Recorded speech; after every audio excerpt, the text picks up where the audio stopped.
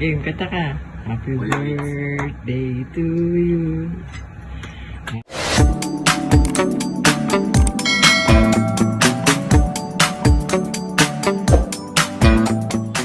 Ngayong araw naman, celebrate naman namin yung birthday naman ni Yuna.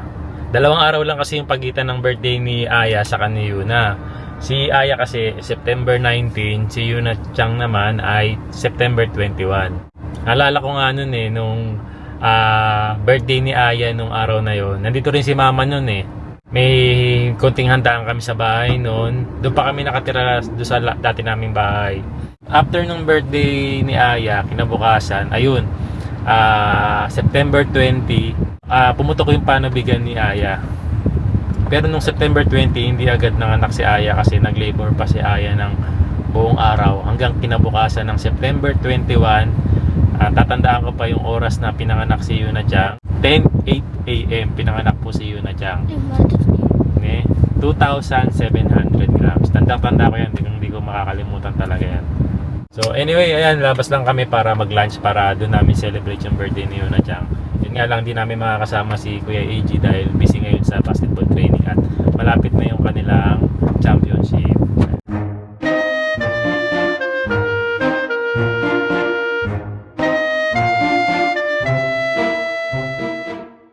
Happy birthday to you. Ilan taon ka na? 19. Ang bilis naman ng panahon.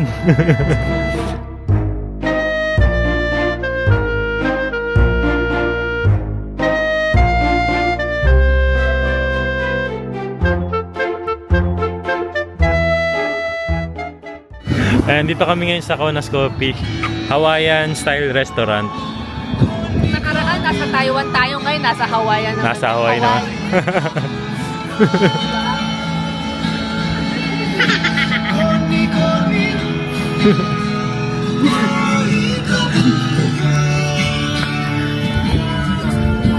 And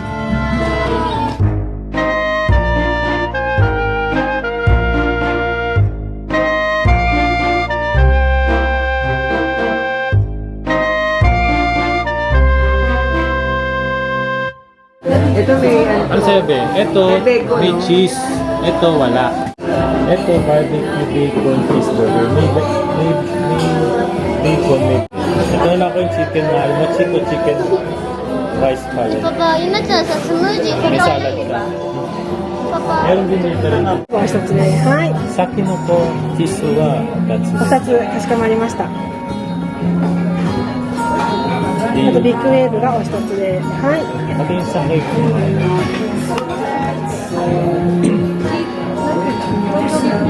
でプレートお一つでかしこまりました。これどちらにお付けしますか？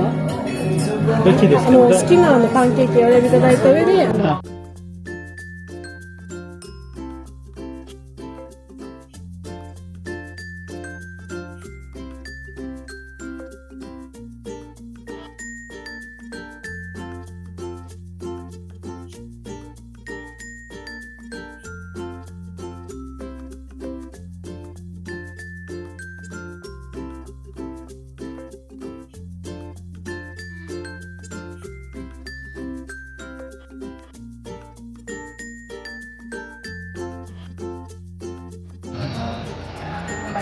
ありがとうございます。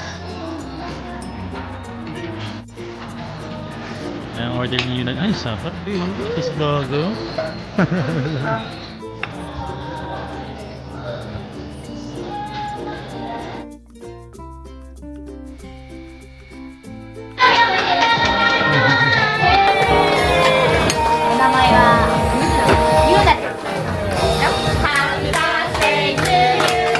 Happy birthday to you. Happy birthday to you.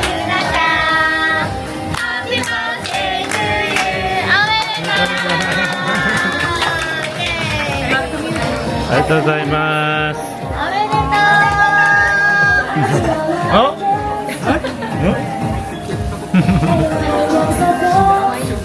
Hey, 写真でべ。写真お撮りしますか？あ、いいですか？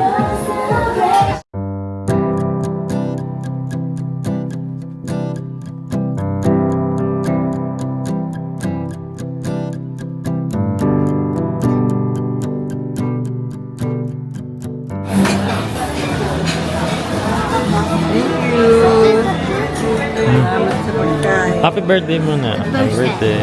Thank you, madam. Ayan, good morning. Magtatapon kami ng basura ngayon. Ayan, mga karton. Tapos pati na rin yung mga pet bottle. Ayan, mga pet bottle ang araw ng tapunan ngayon.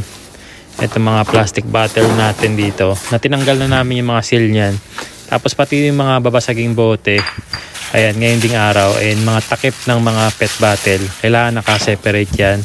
And pati itong lighter. Naka-separate din dapat yan.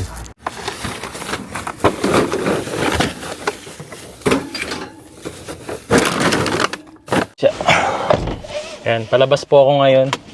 Papunta ako ng cellphone repair. Yung cellphone na ginagamit ni Yuna Chang, nabaksak. Ito yung sira niya. Ayan. May crack sa ilalim. Ayan, nabaksak kasi ni Aya. Ayun. After niya mabaksak, nakita ni Yuna Chang. Umiyak daw si Yuna. Kasi ito pong cellphone na to, ito yung gamit ko simula nung nagsisimula pa lang akong mag-vlog. Ito yung gamit ko sa pagbablog. Tapos nung bumili ako ng bagong cellphone para mas maganda yung mga video na gagawin ko, nag-upgrade ako sa iPhone 13 Pro Max. Binigay ko na kay Yuna Chang to para may magamit siya kasi nanonood siya ng mga YouTube. Yung mga pinapanood niya sa YouTube. Kaya nung nakita ni Yuna na nabaksak to at nagkaroon ng crack, ayun, iyak daw ng iyak kahapon. So kaya siya iyak ng iyak kahapon kasi etong cellphone na raw na to importante sa kanya. Kasi binigay ko pa raw sa kanya to noon. Tapos masisira lang ng ganun.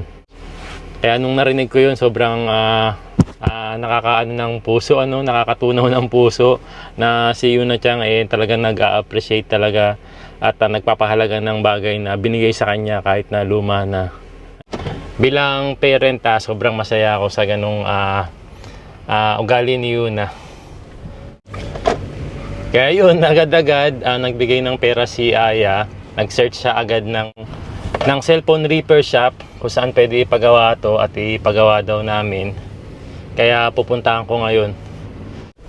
Kaya masasabi kong deserve ni Yuna Chang na mabigyan ng mga gamit talaga. Kasi talagang pinapahalagaan pala niya yung mga bawat binibigay sa kanya, no?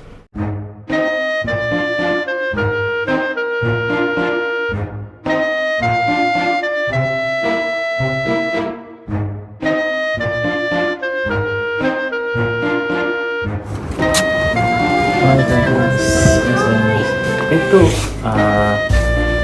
昨日奥さんは電話したんですけど、So 30 minutes lang magagawa na yung cellphone. Ang babayaran naman namin ay 11,000 yen para dun sa iPhone X na cellphone. Tapos tinanong ko rin kung magkano naman yung change ng battery. Nasa 5,500 yen. Ayan. Mura po ba yun? Sa atin ba magkano yung mga paggawa ng mga ganitong cellphone repair katulad ng LCD saka change ng battery? Tapos tinanong ko rin yung sa akin kasi 77% na lang to kung dapat na bang palitan. Sabi niya basta 80% pababa na yung battery kailangan ng palitan. And ang presyo naman nitong sa akin 13 Pro Max 13,900 yen yung sa battery pa lang yun. So 30 minutes mag-aantay ako, okay na agad yung LCD. Parang ang bilis ano. Ayan, habang nag-aantay ako, punta muna ako ng supermarket. May malapit na supermarket dito. Bili lang ako ng mga kailangan sa bahay. Ito, Second Street. Mga second hand items dito. Tapos sa tabi niyan, meron ng supermarket.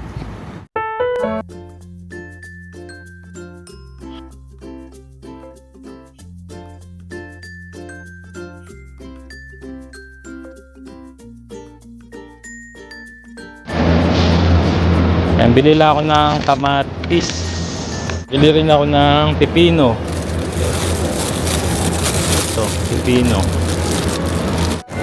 Ayan, bili tayo nito. Shijimi.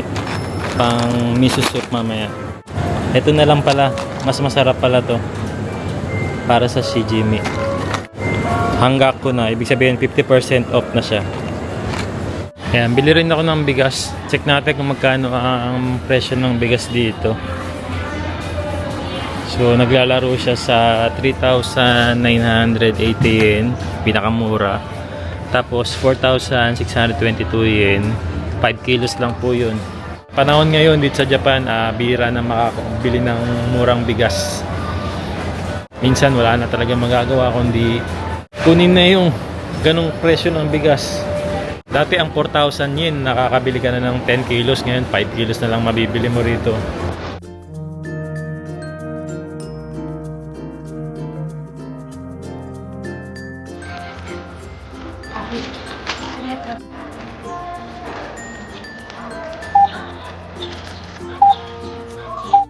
Para hindi na tayo magbayad ng plastic, ibabox ko na lang siya.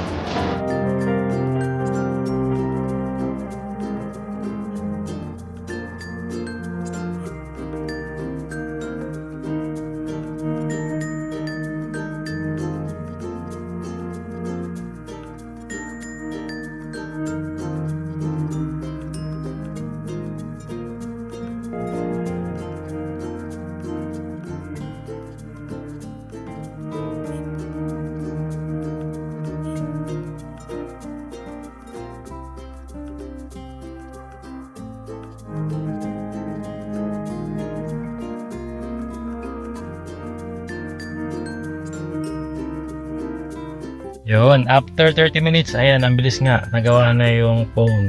Okay na uli. Nawala na yung, bago na yung LCD, tapos pinalitan ko na rin ng screen protector. Matutuwa si Yuna Chang nito.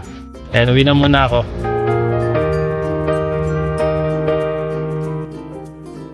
Ayan, dito na po ako sa bahay. Kauwi ko lang.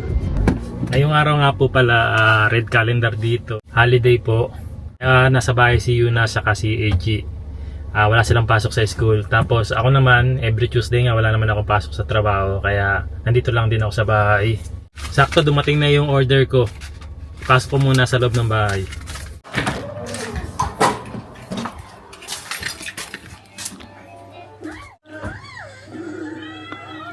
Beo. Gumin eh.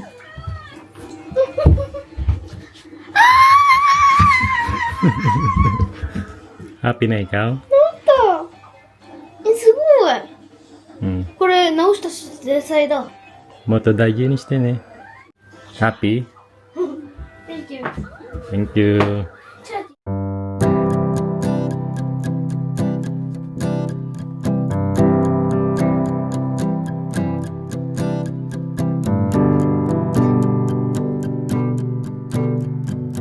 Ayan, dumating na yung order natin from Rico's Chorizo de Cebu.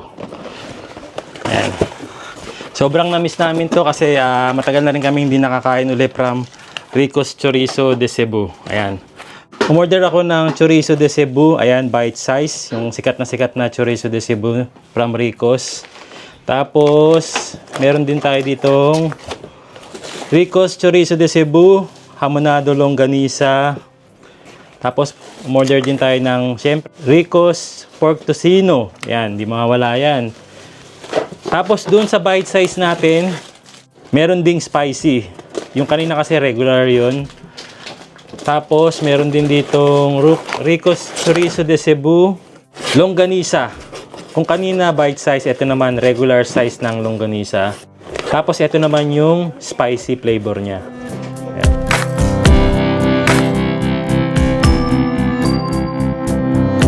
Ayan, kung kayo taga-Japan din kayo at naghahanap din kayo ng mga ganitong Filipino food na namimiss natin sa Pilipinas, ayan, katulad itong tocino, longganisa, hamonado, saka itong chorizo de Cebu. Ayan, so super legit, sobrang sarap talaga. Message lang kayo sa Rico's Chorizo de Cebu. Ayan, pwede na kayong magpa-reserve kasi nagkakaubusan lagi yung kanilang stock nito. Buti na lang nakaabot kami ngayong linggo na to. And si Mama Aya nasa trabaho, sakto. Ito na yung tatanghalian namin mamaya pag uwi niya. So magluluto tayo ng longganisa, hamonado longganisa, tapos pork tocino, pati na rin itong chorizo de Cebu, bite size.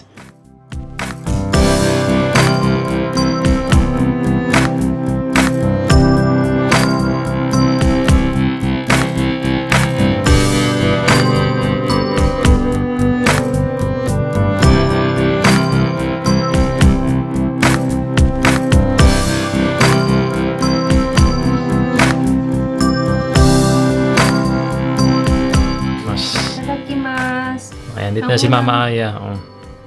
Lunch time.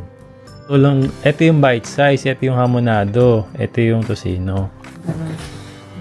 Mix. Oh yes, mix silog. Chara ka. Oh.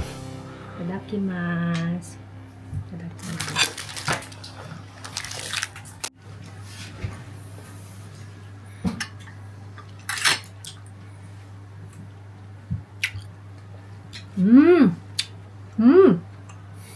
Ang harap. Tusino. O, syempre, may kanin lang dapat. Namiss ko to From Rico's Chorizo de Cebu. Ito, hamonado.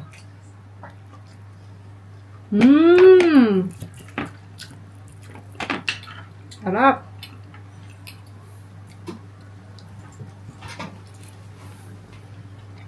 Ito naman yung bite size nila. Bite size ba ito?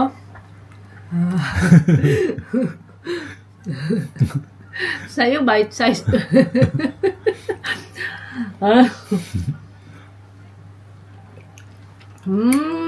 Sarap pa rin, ano?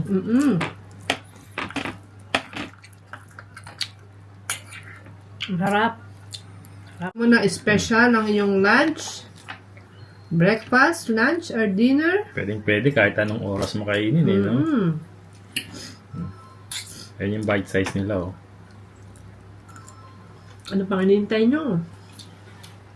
Order na. Sarap talaga. Ito yung pinaka-the best na chorizo na natikman ko. Pati yung tocino nila malasang-malasa. Ano? Pati yung hamonado.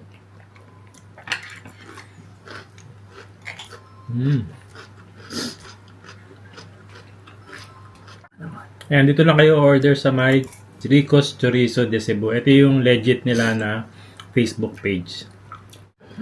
Namumutay pa yung labi.